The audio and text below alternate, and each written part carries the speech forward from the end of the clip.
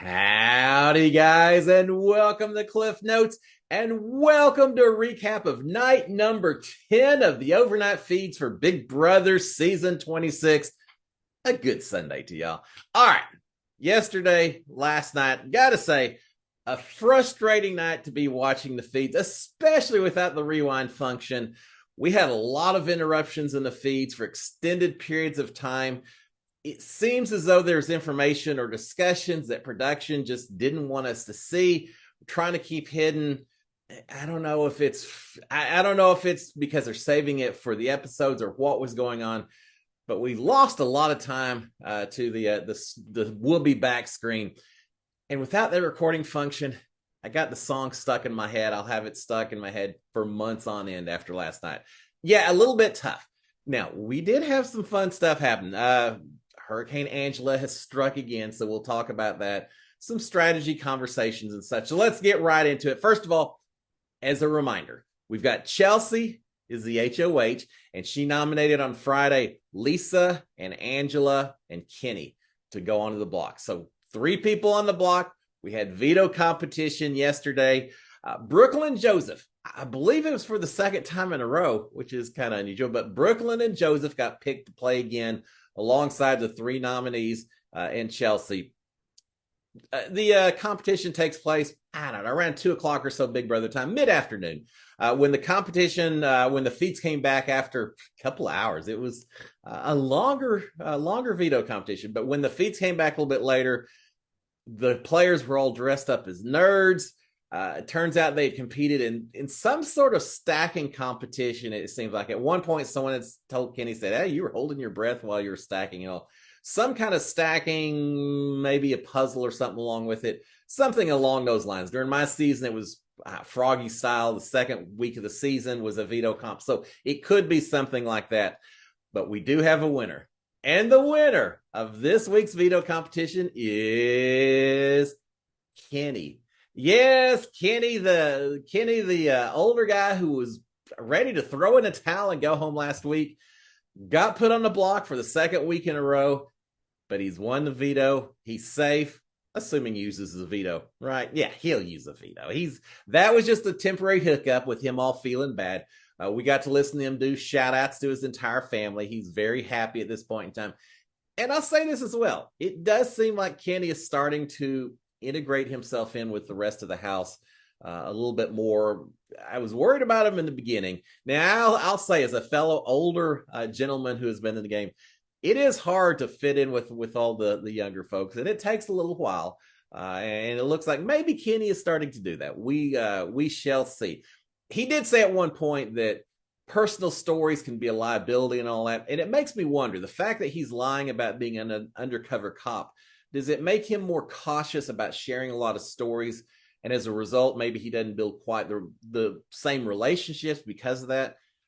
That's a danger when you come in and you're catfishing with some different persona. Now, I get it as an undercover cop. Absolutely get it. But yeah, it does seem like he's doing a little bit better. All right, off the tangent. The main thing is that Kenny did win the veto competition. Kenny is going to be safe this week. And it means that Chelsea's going to have to put someone else up on the block, which she had already said over the past day or so that she didn't want to do. She didn't want to get more blood on her hands.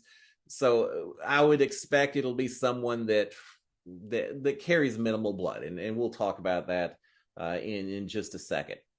So we do have her as Kenny as the veto holder. He'll be coming off. So let's talk about the feeds themselves, because there were certainly conversations to be discussed. All right, first of all, we've got Chelsea talking to Cedric. She's saying that, talking about blood on your hands, Chelsea is telling Cedric that she's going to talk to Kenny and say, "Hey, you won veto. This is your deal now at this point. Who do you want to put up?" She's going to give the option to Kenny, which actually is pretty smart, because then there's less blowback on her. She can say, "Hey, Kenny won it. I gave him the option just because, and I didn't pick you. Kenny picked you. Go talk to Kenny, not to me." So yeah, Chelsea, I think part of it is that she knows that with Angela and Lisa already on the block, she's got 2 huge targets there. Probably anyone who goes up in Kenny's place is going to be a pawn. So why should she pick them and have someone upset with her? Let Kenny make the decision if he'll be willing to do so. They'll be a pawn. They won't go home anyway. She can blame it on Kenny. I think it's an okay strategy. Later, she does talk to Kenny about this. She says, look, I don't want to put, she phrased it a good way. She says, I don't want to put up anyone up there that you wouldn't want there. So who do you want to put on the block?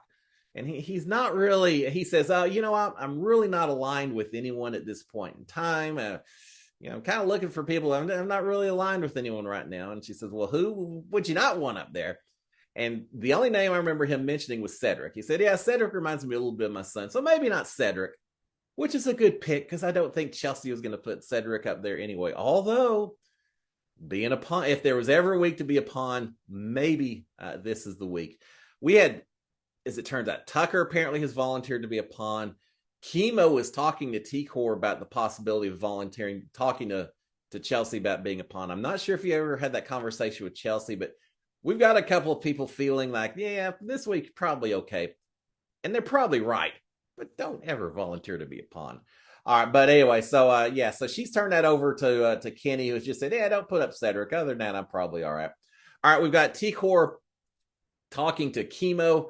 And as part of this, Chemo says, hey, I may go offer myself up as a pawn. And T-Core say, no, I think it's too early. Don't be doing it this quick. Yeah, I get why you would do it, why you feel safe, but it's only the second week. You're already in the block last week. Yeah, don't do it, Chemo. And she may have talked him out of it. I think she talked him out of it. But T-Core is saying that she would prefer getting another big guy out this week over Lisa. She doesn't necessarily feel like Lisa or Angela should be the target this week. T-Core, as you'll hear from a few more conversations that evening, T-Core is very focused on the type of people that she wants to send out the door. And it's the big competitive guys, the jocks. So we'll call them that. Those are the kind of folks that she wants out the door. She feels that they are all a threat. She wants a woman's group. She wants Chemo, a few others, but definitely wants the big, strong guys out of the house. So she is mentioning that to Chemo at this point in time, and it won't be the last time she has that conversation. All right. With all that being said, I feel like I buried the lead by even waiting this long. We've got to get to the Angela moment. Hurricane Angela, she just keeps making the situation worse for herself. She was in the backyard. She asked Quinn for a quick few minutes of your time, for a quick little discussion. Always dangerous when you get that. But she asked Quinn. He said, yeah, sure, why not?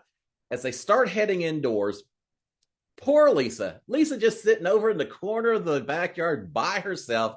She's sitting in that patio furniture over in the far corner, just sitting there. As they walk in, Angela turns towards her and says, wipe that stupid smirk off your face, Lisa. We did have a great camera shot. It was kind of a very distant shot of Lisa, so maybe she was making some horrific face. I don't think so. I think she was just looking at Angela as she went in, and Angela's just super sensitive right now. So yelling at Lisa, I'm not sure if everyone else heard it. How could you avoid it? But she yells at Lisa about the stupid smirk on her face. If I'm Quinn, I'm hearing that and immediately thinking, yeah, this is going to be a fantastic conversation. And it was every bit as fantastic as we thought it would be. So she yells at Lisa. Then she gets inside. They go into the bathroom downstairs. She immediately launches all into Quinn. Says, Quinn, why did you tell T-Core, either you or someone else, you either told T-Core or you told someone else that I had pointed out to you this group of people that I had noticed in the backyard. This happened, I think, on Friday. She had pointed out to Quinn who all was back there. Cedric and Cam and T-Core. I can't remember if there was anyone else. Chemo, maybe. I don't remember, but she had pointed out a group of people in the backyard. Quinn had then passed that on to Chemo and Joseph in later conversation, and T-Core as well. And so somehow Angela has become aware that Quinn passed on this information. She's challenging him with it, saying, why did you do that? Quinn, I told you that. And then you told someone, or you told T-Core. She's using that very condescending voice that sometimes she uses to Quinn. Quinn is denying it. Quinn saying, literally, all I did was tell her to tell T-Core that she ought to go check in with you. Just make sure y'all are all good and all that. That's all I did. Well, he did more than that. He actually did pass on the information. Angela's right in what she's accusing Quinn of. Quinn is wrong when he's saying that he didn't do it. But he says, that's literally all I did. And immediately Angela says, why are you lying to me, Quinn? I trusted you. You're lying to me right now. Quinn standing his ground saying, no, I didn't. I'm not doing it at all. He did indeed tell T4. But here's the thing. In the game of Big Brother, sometimes it's enough just to know that someone is lying to you. Put that in your back pocket. Hold on to it for later in the game. Keep that in mind when you're dealing with that person from this point on. Just knowing is the important part. Challenging someone, calling them out, putting them in an uncomfortable position isn't always the best thing to do, because all it's going to do is burn bridges and make them feel very uncomfortable around you and make them that much more eager to boot your rear end out the door. So yeah, Angela, you're right. He lied about it. You know he's lying. Just leave it at that. But we know Angela can't do it. No, she calls it. She continues to call him out, and it was just not a good situation at all. So yeah, that was the first part of Angela last night. We got a few other conversations as well.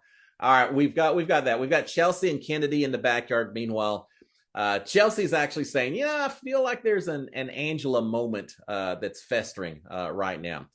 She's saying that Angela is making it very easy for everyone in this house to vote together. Now, remember, Lisa was Angela's target as we started this week, which was 24 hours ago. Lisa was a target, not Angela. But the more Angela does this kind of thing, the more everyone's just going to say it's not worth it. Whether we think we're an ally with Angela, we were an ally, we were never, it doesn't matter. At some point, there's a comfort factor that goes away and everyone just says, just be done with it. Let's play the game. Let's get her out and move on. Angela's pushing people into that position, I do believe. And Chelsea's vocalizing that here. With all that being said, we then lost feeds for hour and a half, 2 hours. It's horrible. I'd sit there.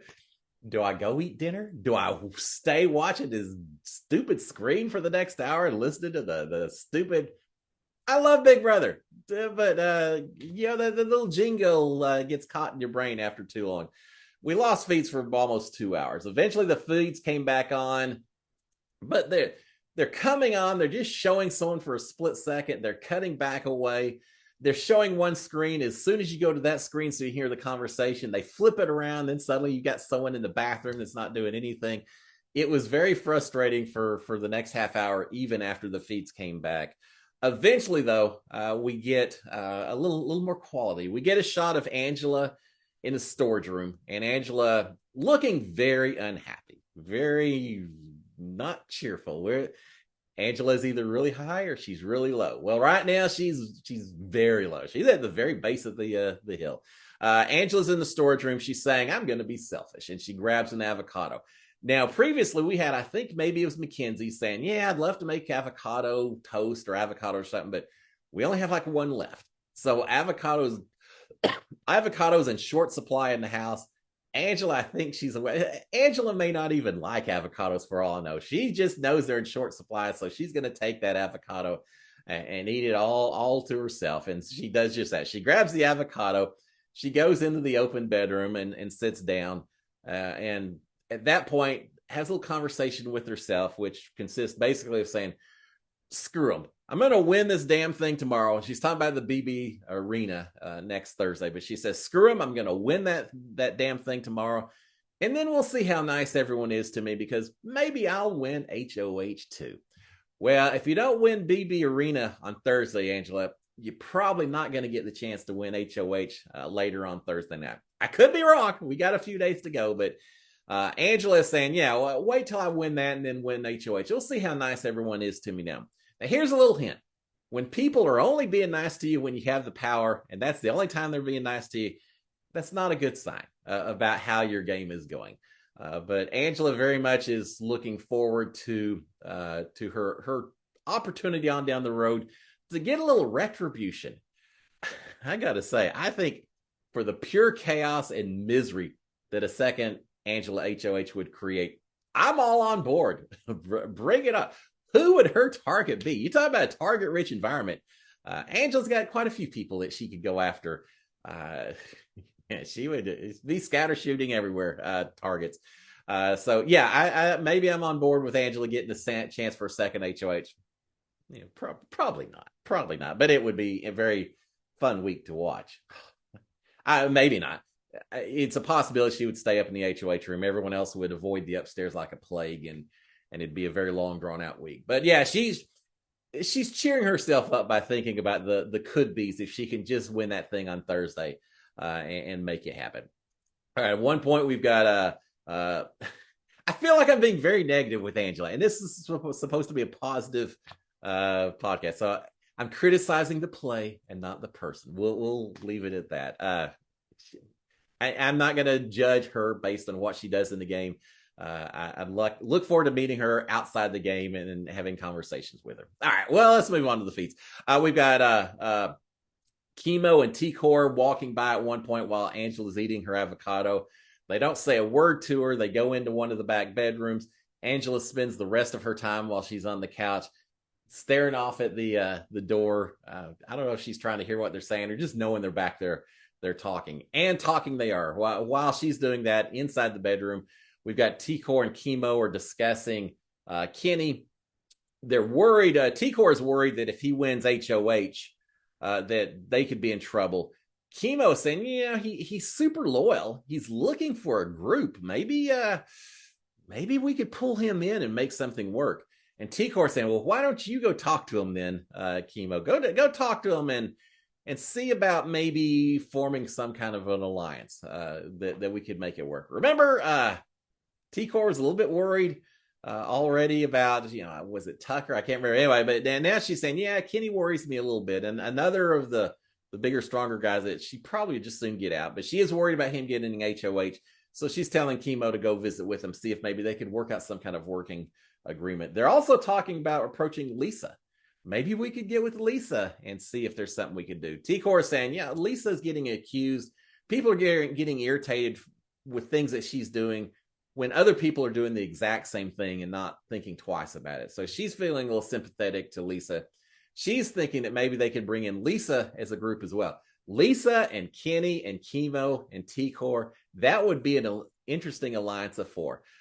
They're talking about it. We'll see if it happens. But on the other hand, Chemo is saying that he's just not sure how much Kenny likes Lisa, and he's not sure how that would work together. But they're gonna consider it. Then they may have some conversations with him. All right. They finish up that conversation. As they go out the door, Chemo sees Angela. I think she was in the kitchen, just looking very anguished. So he comes up, he gives her a hug, and says, it's okay. This is a hard game. I think he says this is a tough house. And Angela says something along the lines of, I was just telling him something. I thought I could trust him, talking about Quinn. And about at that point, the feed's cut. Now, of course they do. If I'm Quinn, I'm really hating that Angela knows about my power right now, right? Bad decision to tell her way back when he did. If Angela goes home this week and she's upset with Quinn, she feels like Quinn betrayed her, does she holler out as she walks out the door, Quinn has the power? Quinn's the veto hijacker. Maybe. I wouldn't put it past her. It's got to be in the back of Quinn's mind. Is he ready to get rid of her just because he doesn't want her having that power in the house, knowing that he has that power? He may be willing to get rid of her quickly because of that, but he also may be very worried about what she says as she heads out the door. All right, we've got a lot of non-game talk as a house guest. Lounge in the backyard, the kitchen, have dinner. They got a cornhole set, so they're playing a little cornhole as well. We've got Cam and Leah talking to each other. Cam is saying, look, you should be good this week, Leah. You should be good for the next couple of weeks. He's saying if Tucker got HOH, we'll have to see. But other than that, you should be good for the next few weeks. He's saying that if you could win HOH, that would give you the chance to really pull the girls into your side, into our side. That would be helpful as well. So, yeah, win that HOH if you get the chance, Leah. But basically, he's kind of giving her a pep talk that she should be good. He thinks she's all right. He does mention that he feels like Kenny is starting to get on people's good side. He's a little bit worried about his own position in the game. He's a little bit worried that people might want him out since he is a jock in the house. Well, T-Core certainly vocalized that. Not so much. So there are a few other people have talked about that as well. Quinn mentions it a little bit later. So he's a little bit worried about his position. He should be a little bit more worried, not about his position as a jock, but his position as a flirty, almost showman's kind of position with Leia, that's raising some concern from a few people within some of his own alliances. But yeah, he's looking at his own position and telling Leah she should be okay for a while. I think he's probably right. All right, Chelsea has told Tucker that she has a power. No, it's not Chelsea. Mackenzie has told Tucker that she has powers. She tells him that if come week 4 it hadn't been used and one of her people is in trouble, she's going to use it. Well, that's nice of you. The last possible second to be used. If it helps someone else, I'll use it at that point. In other words, I'm going to save it for myself. But if I get a chance to use it, maybe I will to help someone else. And oh, by the way, Tucker, I'm telling you about this. So, maybe you could be one of those people if we could make something happen. Yeah, that's what she's doing. She's telling Tucker about the power. She says that she told Tucker because she wants him to be able to trust her. He's very appreciative. He says, I appreciate that. If I'd won HOH this week, I may have put you on the block, Mackenzie, because I just wasn't sure. And she says, I know. And that's one of the reasons I'm telling her. And he says, it's all good. I think they finish it up with a hug and all of that. So he appreciates her giving her that information. All right, we've got Lisa making some slop meals, trying to make different kinds of slop pancakes. And she makes like a slop lollipop a little bit later. She's trying different recipes, being the chef that she is, trying to figure out how to make this slop work a little bit better. The have-not seeming a little less excited than she is. She's come over and said, here, try this. Oh, I'll try it in a second. Hold on a second. And Mackenzie in particular, not really as big into all the different slop recipes as Lisa is. But Lisa's trying, so appreciate that. Can you imagine? Angela is not on slop this week. If she was, and she was in the have-not room and she was taking cold showers, what could this week have been? You think it's interesting now? Who knows? But anyway, so she's got that. A little bit later, I mentioned Kenny getting back into with the group a little bit better. He's actually in the backyard performing a little bit of a rap song about his veto win. Cedric's making some beats and all of that. And so Kenny's playing the game with everyone else, which was kind of good to see. All right, we've got Tucker and Rubina talking about Lisa and her possible powers. Now, does Tucker, he now knows that Mackenzie has a power. Does he think that the other power is held by Lisa and he doesn't know about Quinn? It's hard for me to keep track. I think maybe that's the case because he's talking to Rubina about this possible other power, which I still think is that she would have 2 votes. I still don't know where that came from, but they're talking about that. Both of them think that Lisa is flirting with everyone, and that's how she's playing the game right now. They're both encouraging each other to go talk to Lisa, to go buddy up with her, get a little bit more information about this possible power. Tucker doesn't want to really do it. Rubina doesn't really want to do it. Eventually, Tucker says, she knows I dislike her, but I'll go see if I can figure something out. So they're going to see if they can't get Lisa to spill some beans on some information on this power that she doesn't have. All right. At midnight in the house, everyone, except for Angela, didn't see Angela in the group, but everyone else is singing happy birthday to Joseph. Apparently it's his birthday, so right at midnight, they sing happy birthday to him. Now, I'll say this. I noticed that they didn't have a real cake and icing and everything else for Joseph when they celebrated his birthday. When I was in the Big Brother house, we had a couple of birthdays, and for every birthday, the storage room magically, a cake mix and frosting showed up so we could make a cake for the person to celebrate their birthday. Every birthday, we got that. We didn't get that for Joseph. Has things, our budget's a little tighter now, and they can't afford the cake mix, or is there a possibility that it's not really Joseph's birthday and he just said that to get a little sympathy or attention this week? I have nothing to go on that other than the fact that it didn't seem like he had a cake mix. Maybe they just forgot about it. Maybe it's up in the storage, one of the counters of the storage room, and no one bothered to open up the counter to that cabinet to see it. I don't know. I just thought it was a little interesting. If it turns out it's not really his birthday, I get credit, right? But anyway, they celebrated Joseph's birthday. At the end of it, they were going to throw him in the pool. You don't want to have a Chamia get that microphone wet, or Felicia, I guess, dropped a lot more microphones than anyone.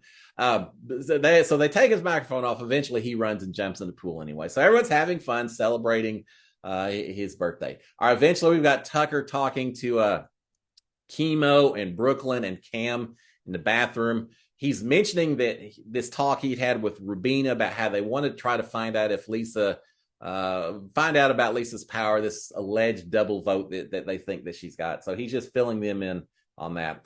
Later, we do have T-Core talking to Lisa. And Lisa's telling her, saying, "Look, I don't have the power.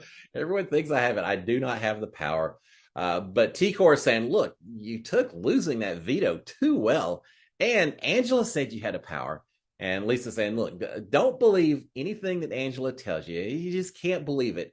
And T-Core basically says, "Yeah, I really don't believe anything that she tells me." So she asked the question. Lisa denied it. They'll continue to think that she has it, I'm sure. We do have. Let's see, they're agreeing on that. T-Core does tell Lisa that Angela is the target this week. So, yeah, I think it's shifting that direction because of no one to blame except Angela, really.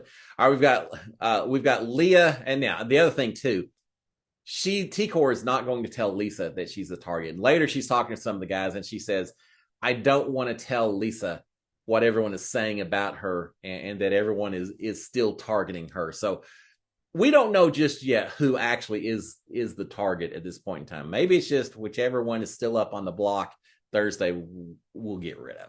All right, which puts you in a pretty good position if you're the third person, the pawn this week, right? All right, we've got Leah and Cam hugging and flirting with each other a little bit. Meanwhile, we've got Rubina telling Chelsea that Cam and Leah are even worse than Matt and Mackenzie were in terms of a showmance, potential showmance.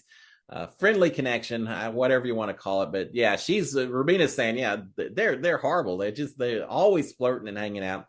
Chelsea says, "Look, I gave Cam a heads up about this, and they just don't care. He doesn't care at this point in time. They're paying it. A lot of people are paying attention, Cam and Leah. You better be careful." All right, we've got T-Core talking to Chemo. She's saying that Lisa approached her during their conversation and talked about trying to get in an alliance with her and Quinn and Chemo. T-Core, though, says she doesn't want to. I'm not sure if she mentioned Chemo's name. I think she may have said that Lisa wanted an alliance with me and Quinn. But she's saying, I just don't really want to be associated with Lisa, knowing the way the rest of the house is looking at her right now. She's talking about how much Tucker dislikes Lisa, and that creates issues as well. But also T-Core saying, "Look, Tucker, nice guy, but he gets mad at people way too easily." And she's saying that may be good for us. Not so good for Tucker, but for us, it may be good. We may want to keep Tucker around just a little bit because he could be a pretty good target just a little bit further down the road because he does kind of get upset with people. So keep that in mind. All right, Quinn joins them eventually. Quinn is joined T-Core and Chemo. T-Core is warning them that Chelsea and Leah have identified these three as a trio. In other words, T-Core and Quinn and Chemo, that Chelsea and Leah have know that they're kind of a group of three to some degree. So they need to be careful in terms of hanging out and everything else. Quinn is talking about the fact he feels like the three of them are the main floaters in the house. Lord, I feel like everyone in this house right now is a floater, except maybe who wouldn't be a floater? It all seems like they're floating. They're all very fluid in terms of these alliances and everything. Cedric seems pretty loyal to the Pentagon. He seems like he's the kind of guy that would stay loyal. Kenny seems like he'd be very loyal if he was actually in an alliance, but since he's not, he maybe is the ultimate floater, right? A lot of floaters in the house, but Quinn feels like the three of them are the biggest floaters. All right, we've got T-Core worried about Kenny, another strong guy that T-Core's throwing out there as someone that she's a little nervous about. There's more talk about different house guests, who they get along with, who they don't. Not real. Well, it is relevant, but a lot of things going on. So just talking a lot about different house guests. Quinn does say that Lisa and Kenny and Mackenzie are all free agents. So maybe they ought to look at roping some of them in. He's saying, look, if we took out Cam, then we could probably get Leah. Then she doesn't have her showmance. She'll be kind of off floating on her own. We could get her, which would be fantastic. And Tucker loses a bromance in Cam as well, which may work to our advantage. So Quinn's thinking about that. Chemo, on the other hand, is saying, look, I understand what you're saying, Quinn, but if we leave Cam and Leah alone and go for other targets right now, those two are going to continue to make themselves a target by hanging out with each other. We don't have to do anything except just let others take them out on down the road. Maybe we need to focus on other targets. So rather than take out Cam, yeah, we maybe can grab Leah, but let's just let them do their own thing and they'll be gone anyway. All right, we've got Quinn saying that next week he could envision the nominations as being Lisa and Kenny and Mackenzie. I could see that. They think Lisa's got the power. They now know Mackenzie has the power, and Kenny's still not aligned with anyone. So that's what Quinn's thinking it could be.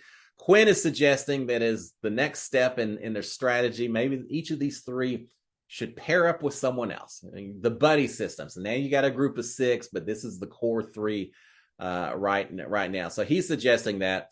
Quinn says he wants to get the HOH to take out Cam. Chemo wants to leave him alone. Quinn doesn't. He's still thinking that Cam needs to go at this point. So he wants to win HOH for that. T-Core is saying that Chelsea was actually considering Cam as a pawn this week, and therefore she obviously thinks he's expendable. The connection must not be that tight between Chelsea and Cam. So, take that for what it's worth. Maybe you get rid of Cam and Chelsea's not even going to be so upset, Quinn. So just think about that. She didn't say that. I'm thinking that. But yeah, she does mention that he's apparently expendable to Chelsea based on her willingness to put him up as a pawn. T-Core is saying that her primary targets are Kenny and Cam and Tucker. Yeah, 3 big jock kind of guys that T-Core. Definite agenda and strategy to what T-Core is trying to do here. All right, we've got they've all agreed to call themselves to be a final 3. The final 3 alliance of these 3. I want the Crow guys, Crow boys, or something. I don't know. They had some kind of potential alliance name. But the key is that Quinn, Kibo, and T-Core now have decided they're going to be a final 3. Bring in 3 other people to work together with them, so a group of 6. But these will be the 3 that make it to the very end. We'll see. They're under the radar enough. When I say that, they've been identified as a trio, but I still think they're playing a pretty decent game. So we'll see what happens going forward. And then finally, as part of that, Quinn does say, hey, just in the spirit of transparency, this is it. This is a final 3. I'd love to do it. He said, I am in another alliance, a group of 5. But I'm like number 4 or 5. He's talking about the Pentagon. I'm number 4 or 5. So, yeah, y'all are the guys. That's just, you don't say no to an alliance. So he's letting him know about the Pentagon, but knowing that he's letting him also know he's loyal to this group right here. And there you have it, guys. Everyone in bed by 3:30 or so. Joseph, I think, was the last one up. Talked to the cameras just a little bit, but nothing too important. Last one up, enjoying the start of his maybe birthday. But everyone in bed by 3:30 or so, Big Brother time. And there you have it. We'll see what happens. Angela, is she going to go on a new apology tour today, which happens sometimes, or is she just going to ramp it up a few levels more? I don't know. It's going to be an interesting, potentially a long week, potentially a very exciting week, as long as we get the feeds to watch it. Come on, Big Brother, let us watch the feeds. Let us enjoy this week that is to come. All right, guys, y'all have a fantastic Sunday. I will be back tomorrow morning to give you an update on, I don't know, on who blew up on who. We'll see. But until then, guys, y'all have a great one. SKD 143. Cheers, my friends. Bye.